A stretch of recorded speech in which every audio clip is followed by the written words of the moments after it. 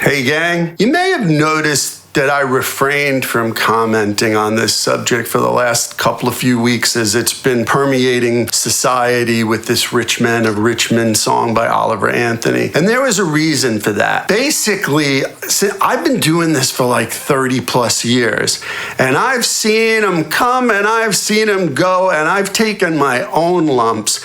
And I refrained because I was like, oh man, there's going to be a lot more coming at this guy from all directions, and I didn't want to jump in and pile on because I thought there was probably more to the story, hopefully, and I didn't want to attack the poor guy unnecessarily. So now, as we all know, he was embraced by one side of the aisle. Now they've turned on him because he was talking about diversity being America's greatest strengths, and he didn't really have a heavy Southern twang when he spoke. That was crazy. I got news for you there, Sparky. It's the entertainment business. Guess what? Clint Eastwood isn't really a cowboy. Then, of course, the other side was appalled at the lyrical content. So this has been pushing and pulling a little tug of war for the last couple of weeks. And I was like, wait a second, I want to get to know a little bit more about this whole situation, maybe get to know this guy a little more. I appreciated what he had to say about diversity, and he's not wrong. And then yesterday he came out with 2 interviews that were on his YouTube page where he spoke about how it was hurtful to him that the song became politicized and that it was used in the Republican presidential debate, and that he had actually written that song about those people that were on the stage and not really about President Biden per se. He didn't like being co-opted by this whole movement. And I commend that as well. But here's the thing, and this is the same thought I had originally a couple of weeks ago, and it hasn't really changed that much. If you don't want people to misinterpret your song, write it better. And what I mean is, that song was 75% great. I know everybody lost their minds and it's #1 on iTunes.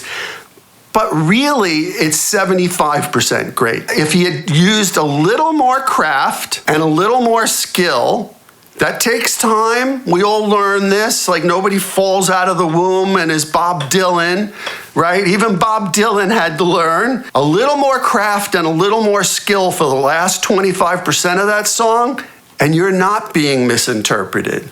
It's a song that everybody can relate to, and everybody can find something in it for themselves, that everyone can put themselves in it and embrace it. That last 25% is what makes you a true artist and a great songwriter. So that's the first thing I want to say. And no offense to Oliver Anthony. He's a young guy. He's hitting the marketplace for the first time. He's gonna learn. And if he doesn't learn, he won't be around long. But I do think he's going to learn. I think he has a lot of potential. And over time, he'll figure out, oh, if I don't want people to misinterpret that, I got to work on that last 25% because it was a little misguided. It was a little naive. It went for the cheap seats a little bit. It just could have been better. And he'll learn that. But you want to know the thing about that song that offended me the most when I first heard it, that I had a very visceral reaction to, was the vocal. I was like, oh my God, this may be the way Oliver Anthony actually sings. But to me, because I've heard this so many times over the last few years, it sounded like someone trying to copy Chris Stapleton and Tyler Childers and mashing them up. That overblown, semi-heroic, screaming, dynamic thing. I mean, I've heard it a lot, and I keep saying over and over again, and I'm not the only one saying this on social media, do not try to copy anybody.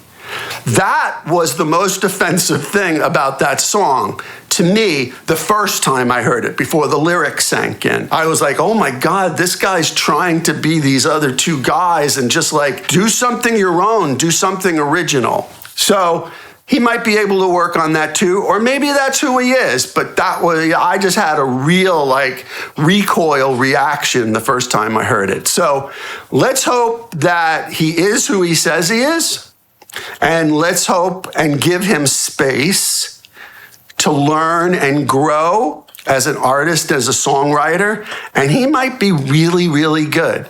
And that would be great for all of us.